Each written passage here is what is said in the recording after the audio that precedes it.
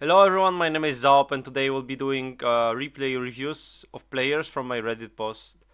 First of all, I'd like to thank you for this huge amount of traction this channel is getting compared to the time I've been posting there. As for the replays, I think I'd like to do a weekly series of this where I watch and give you tips about your support games. I'm still trying to find the right formula for the channel, but I believe one video a week like this would be cool for everyone to get involved and then get some specific gameplay tips. So for the next one, I'll use the replays you send me in the comments under this video, so make sure you comment on it. Keep in mind they have to be support games and let me know which hero you play and then give me a brief summary. What do you think went wrong in the game? And I'm sorry right now guys, I got a lot of messages about your replays, so I'm just gonna choose some because at this point it's impossible for me to do everyone's replay. Just keep in mind that if you don't get picked once, it's fine because I'm keeping the replays, so it's not like I'm never gonna use them. Perhaps I will use them in some kind of video in the future. So we're gonna start with Fishy Fishy, who's playing Oracle 5 in this game, and the rank is Archon 5. Let's go. So just keep in mind, I will mostly go through the laning stage, and if you want to improve the mid game and late game, just watch my videos, guys, because it's way easier for me to do it this way, and then if you watch the videos, I think your gameplay in the mid game and late game will improve anyways. So as for the start, I don't like your starting items. I know you had a grenade for the first blood that you got top, but I still think you never start without the branches. So I would skip this item and then get 2 sentries, because usually when you play position 5 you should get 2 sentries to block this camp and then unblock yours, because you have to assume the enemy position 4 will unblock this, and if he doesn't block it and you don't pre-block it for a reason, then you keep the sentry and that's it. So you're late to the lane, but Tiny is level 2, so it's fine, I guess.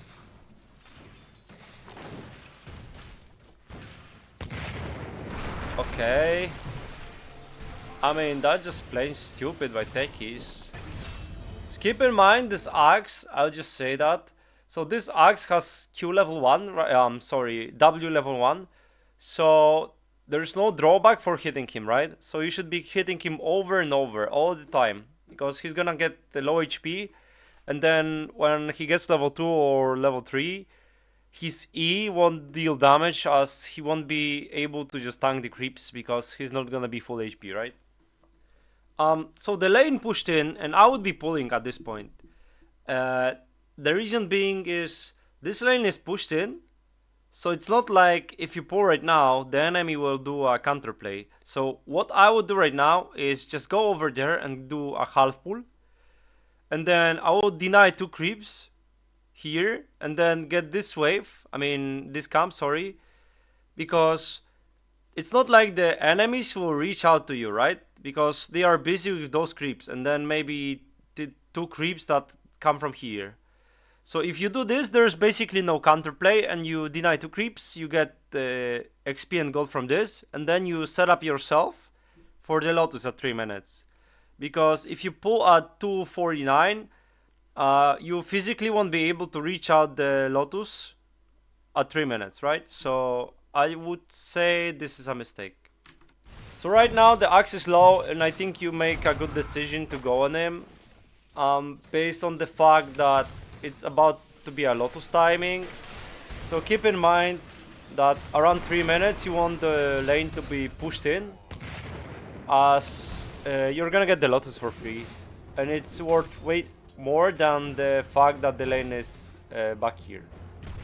So my goal is to improve your gameplay in the long term, so what we're gonna watch here is obviously a mistake. But if you watch the replay yourself, you're gonna know that, right? So that doesn't change anything for me. So the way I'm gonna approach this is, let's see how it plays out first.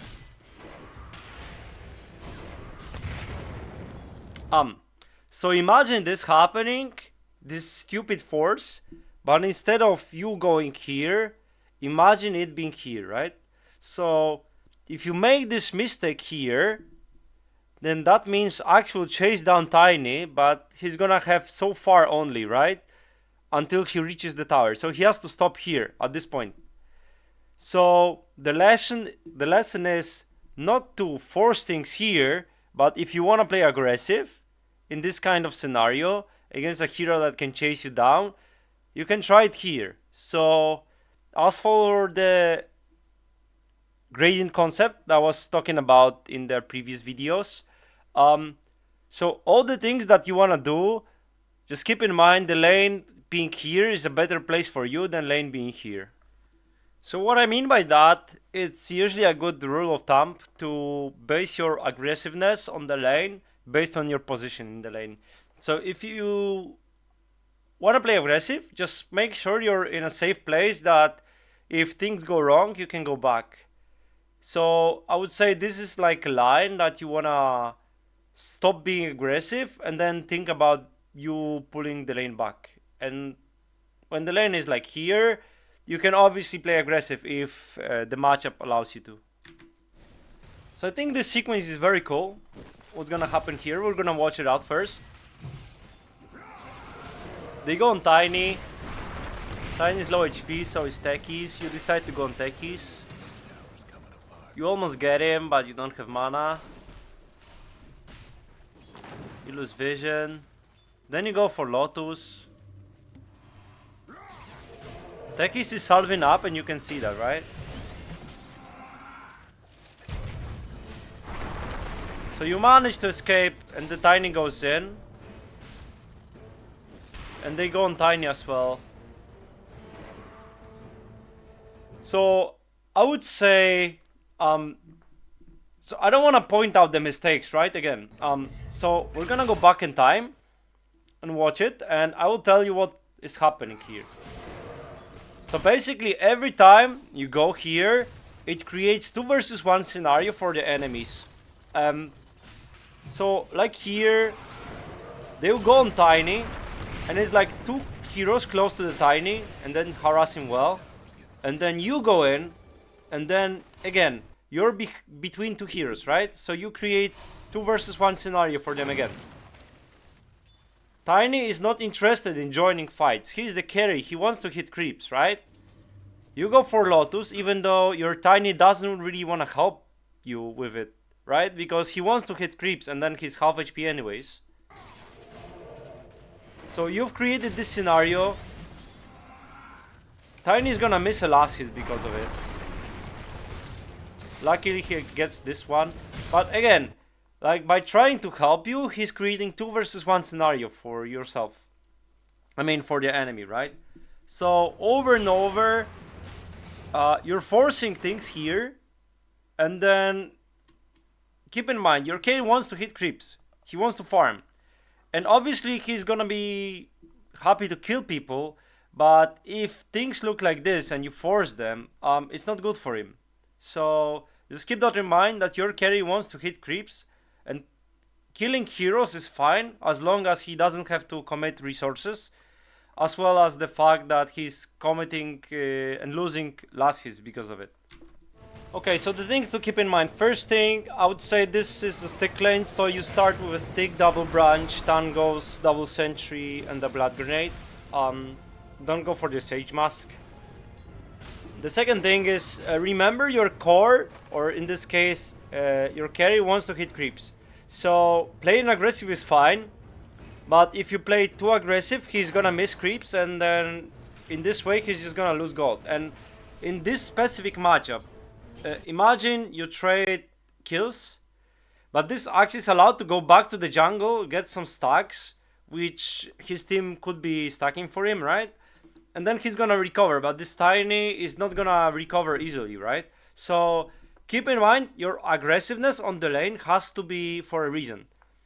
And I don't think this is a good lane to trade kills. So just make sure he's allowed to hit creeps, and then killing only happens if you force this hero to be low enough for your carry to just like finish him off. The third thing is keeping the lane in a good place makes the game so much easier, because every mistake you make, but the lane is in a good place, is not gonna be punished so much. So if the lane is here and you fuck up, they will just kill you straight up here, right? Or they will chase you down from here to here. But if this mistakes happens here, you have like so much to work with, right? Because the tower is nearby and you're just gonna retreat to the tower. So the next replay is from Max, who's Divine 5, and hopefully after this replay watch, we're gonna get you to Immortal. So I can already see this is gonna be a very interesting one. So for the start, I would say there's no reason for you to approach this lane right now. You're against the sniper, and then you have a Darkseer. So the Darkseer works like this. He's getting a huge bust at level 3 when he gets 2 levels in Iron Shell. And your levels don't matter on this lane. So what would you do here if it's not just being there, right? So you TP here, and what I would do right now. So first of all, I wouldn't get the stick as for the start. It's Ogre level 1, and then Sniper has the Shrapnel obviously, but he has 3 Shrapnels and that's it, right? So I wouldn't get the stick. I would get a Windlace. It's not a good item right now, but it's good enough versus melee position 5 like Ogre, who doesn't have spells. So I would be all over this Ogre and hitting him over and over. And then I would body block the camp here at 1 minute, and I wouldn't spend a sentry on it. Because if your Darkseer get level 3, that means he's gonna be allowed to farm this and then connect the wave here, right? And the sniper is not happy to tank creeps under the tower. So you being here is fine, but it could be way better. Like if this Darkseer gets levels early, he's gonna be able to punish this sniper so much because he's got low damage, and then you can dive this hero with your heroes, because all you need is like level 2, right? You can pull him back into the Iron Shells, and then if this Darkseer is level 4 and then you're level 2, then you basically are guaranteed to kill the sniper every time you want, because you can use the glyph. So instead of playing on this side, I would be sitting like over here and then just going into this camp with my body, because in the end you don't have to be afraid of this Ogre, right? Especially with Windlace. And then your Darkseer is already level 2 here. Like by now he's level 2. Right now he's like level 1.5, and he would be level 2 already if you didn't suck his experience. And imagine this. This Ogre is level 1, so he's basically a creep. And your presence here doesn't change anything. Like, it's not like it's gonna change anything. So this Ogre is a useless creep hero right now. And he manages to get a pull off because for some reason you are afraid of him when he's level 1. And then gets a half pull and you're just sucking experience of your Darkseer. There's no reason for you to be afraid of this Ogre, especially here. So it works like this. This Ogre is useless until he's level 2, then he's gonna be able to be aggressive, right? So your job as a support, it's actually double effective in this game. Your job as a support is to drag this Ogre away from the lane so he doesn't get experience from the lane, right? So first thing, your Darkseer gets 3 levels and then the Ogre doesn't get 3 levels, right? So if Ogre is level 1 at 3 minutes, he's still a creep. You can always just hit him and just run away from him. And if you're fighting in the wave or he's allowed to pull, he's gonna get level 2 and then he's gonna punish you because you were too passive at level 1. And to prove a point, we're gonna watch this Ogre right now and tell what he's thinking right now. So he goes to block the small camp, but I managed to unblock it. For some reason he's running away from me instead of going to the right side. And I'm level 1, I'm sucking experience because I'm useless creep right now. And I've got a small camp, and this Rubick is holding hands with the Darkseer for some reason. So I'm just gonna pull, I guess. I get a half pull here, which is perfect.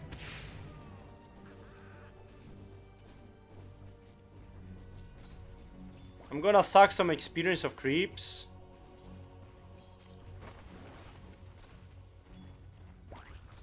And right now I'm level 2, so he's unable to contest me. And my sniper is happy because he's hitting creeps behind his tower. So it's fine, right? So I'm gonna pull again. And if this Rubick comes, I'm just gonna punish him.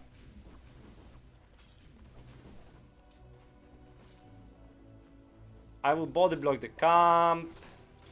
Because I'm an ogre and I'm not afraid anymore. Because I'm level 2. And now he comes and I'm actually not useless anymore. So I can use my spells.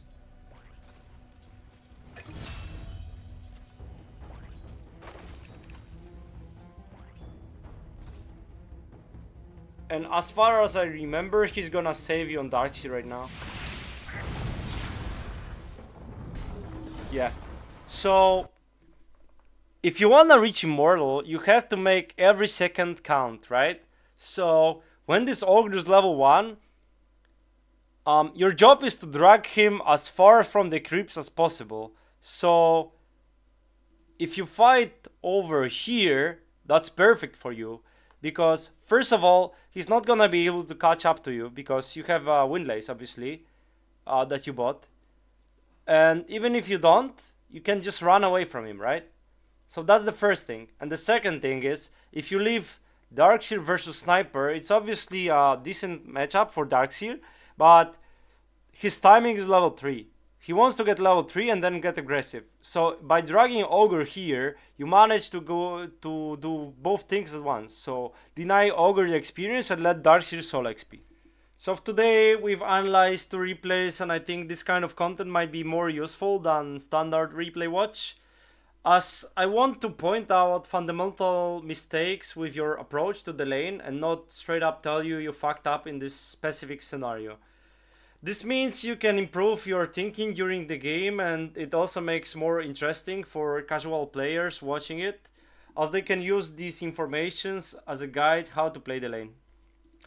So thank you for watching. As always, like the video and subscribe to the channel. And I want to do some kind of challenges with certain amount of subscriptions. So si algún día llegamos a 5000 suscripciones, haré un pequeño video en español. Gracias.